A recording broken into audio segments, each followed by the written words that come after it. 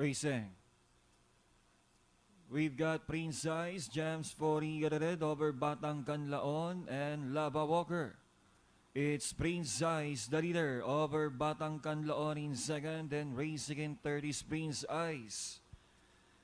Down the backstretch run, it's Prince Ice still in front over Batang Canlaon and Lava Walker.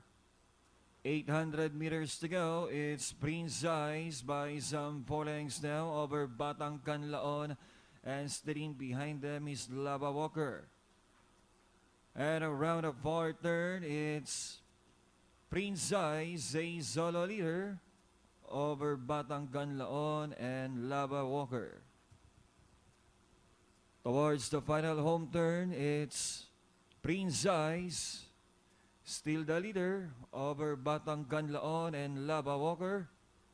And at the top of the stretch, it's Prince Ice.